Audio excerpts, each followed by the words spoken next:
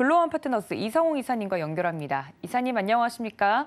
네, 안녕하세요. 네, 반갑습니다. 첫 번째 이슈부터 좀 바로 넘어가 보도록 하겠습니다. 연일 하락하고 있는 국내 증시 이 흐름 속에서 가장 무서운 건 뚜렷하게 하락하는 이유가 없다는 겁니다. 변한 건 많이 없는데 시장은 계속 내리고 있으니 대응하기가 좀 어려운데요. 이렇게 뚜렷한 모멘텀이 없는 증시 같은 경우 주목할 점 정리를 해볼까요?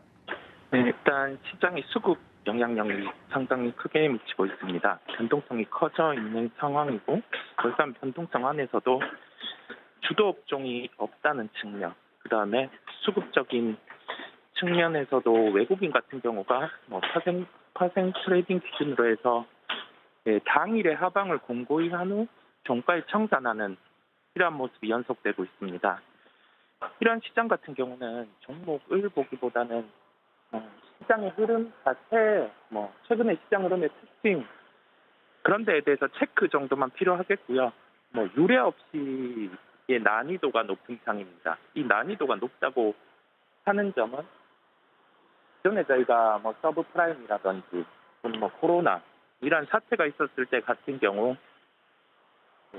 하락이 나타나면 소위 말해서 레드캣 바운스라고 해서 일부 반등을 되돌려주는 흐름이 나타났는데 이번 시장은 아직 그런 흐름은 나타나지 않고 있고요. 종목들 같은 경우도 시세의 연속성이 없다 보니까 지금 시장 저희가 매수 같은 경우는 템포를 늦춰야 되겠죠. 그다음에 매도 같은 경우도 실익이 없는 장입니다. 이렇게 말씀드리는 이유는 시장이 일단은 현재 국면만 놓고 보자면 여기에서 이제는 신용 물량이 더 줄어드는 흐름, 이 줄어드는 흐름 자체는 또 매도가 나와야 되겠죠. 그다음에 매도가 매도를 부르는 소위 말해서 투매가 한 2번 정도 반복이 되고 시장이 손을 할 때는 통상적으로 한 PBR 0.8, 0.9 구간까지는 반등이 나타나기 때문에 현재 지수와 비교해서 매도에 실익이 없다고 말씀을 드리는 거고, 필히 현금 비중 자체가 없으신 분들은 저도 현금에 그 여유를 좀 채워 넣을 필요가 있다는 시장이라고 말씀드릴 수 있겠습니다. 네, 첫 번째 이슈에 대해서 자세하게 좀 이야기를 해주셨습니다. 수급의 영향을 굉장히 많이 받고 있는 시장이다 정리를 좀 해드렸는데요. 이런 시장일수록 어떤 종목을 봐야 될지 많은 분들이 이 난이도가 높은 시장 속에서 대응이 어려우실 것 같습니다. 이사님, 그렇다면 특징적인 종목은 어떤 종목을 볼까요? 네, 오늘은 KT를 말씀드리겠습니다. KT 같은 경우는 기본적으로 최근에 실적도 올라왔고 기존에는 방어주 성향이 있는 종목이었습니다. 현재 시가총액은 9조 4천억 원대 수준인데요. 그 외국인 매수, 매도 이 비중에 따라서 한도가 정해져 있는데 그 한도 부분 자체가 외국인이 크게 매도가 나올 수 없는 부분이 있고, 그다음에 분기별로 실적이 이어지는 부분에 대해서 일단은 거의 기간산업 중심이다 보니까 실적 훼손의 측면이 없는 것으로 보입니다. 가격대는 35,000원 초반대를 제시해드리고요. 종목의 공통적인 점인데 지금 시장 같은 경우는 절대 급하게 종목을 매수하는 게 아니라 제가 시장 흐름 파악, 그다음에 추후에 매수할 수 있는 종목을 추려간다고 생각을 하시면 되겠습니다. 네, 방어주 성격을 띠고 있는 KT 이야기를 좀 해드렸습니다. 이런 시장 속에서 어떤 종목이 좀 버텨줄 수 있을까 고민이신 분들은 첫 번째 특징적인 종목까지 챙겨가 주시면 좋을 것 같습니다. 자, 그렇다면 두 번째 이슈로 넘어가 보도록 하겠습니다. 이런 시장, 굉장히 어려운 시장이 계속 연출되고 있다 말씀을 드렸는데 가장 어려운 이유는 주도주가 없기 때문이 아닐까 싶습니다. 주도주가 없는 이런 시장 속에서 다음 주도주를 좀 기다리는 마음으로 여쭤보자면 향후 주목할 만한 업종 어느 쪽 보고 계실까요? 네, 일단 시장의 변동성 구간입니다. 대표적으로 경기에 민감한 IT 업종 같은 경우 전일 신소형 IT 종목까지 조정이 나타나는 모습 볼 수 있었고요. 지금은 밸류에이션 측면에서 싸다고 해서 종목을 접근하는 구간은 아닙니다. 왜냐하면 이 실적에 바탕한 밸류에이션 자체가 올해 연간 전망치라든지 이 연간 전망치의 감익이 이루어진 실적이라고 하더라도 이 분기별로 변동성이 클 수 있다는 점, 그리고 기판 같은 경우는 지금 분기별 실적이 올라감에도 불구하고 어제 조정이 나왔거든요.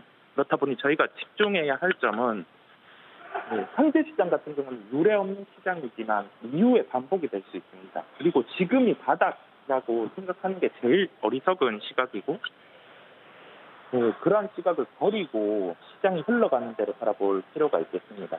종목들을 중개해 놓을 필요가 있겠고요.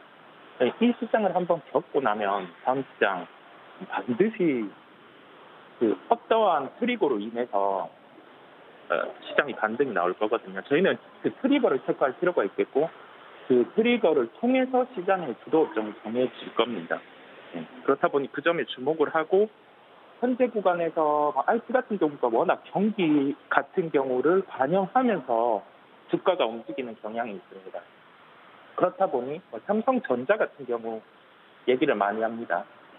분기 실적 같은 경우가 2분기가 좋지 않으니까 이 부분에 대해서 주가가 추가 하락을 할 수 있지 않을까. 근데 이전에 실적이 좋았음에도 불구하고 주가는 약했거든요. 그렇다 보니 지금은 주가 자체만 바라보고 접근을 할 필요가 있겠고 IT 업종을 체크를 하고 갈 필요가 있는 구간이겠습니다. 네, 그럼 관련해서 특징주가 궁금해지는데요. 어떤 종목 준비해 주셨을까요? 네, 종목은 SK 하이닉스를 말씀드리겠습니다.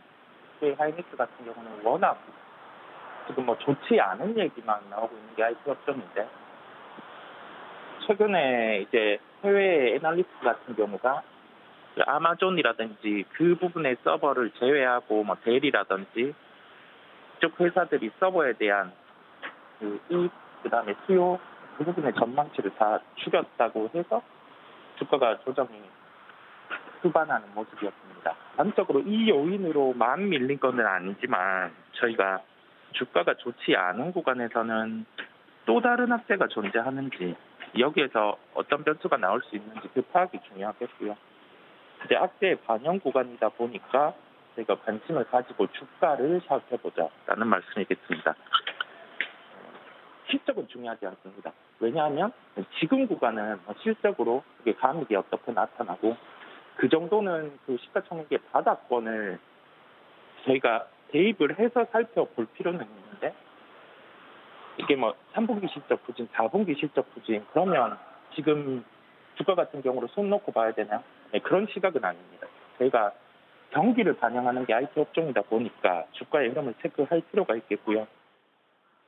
기존의 SK 하이닉스 같은 경우는 이 악재, 소위 말해서 새롭게 서버와 관련된 얘기가 나오기 전에 시가총액은 70조 원 수준이 이번에 안 좋은 케이스를 반영한 시가총액이었는데 그 서버 부분에서 이익이 조정될 수 있는 부분을 감안하면 현재 기준으로 시가총액의 그 바닥권은 62조 원 정도 됩니다. 이 시가총액을 체크하고 접근할 필요가 있겠습니다.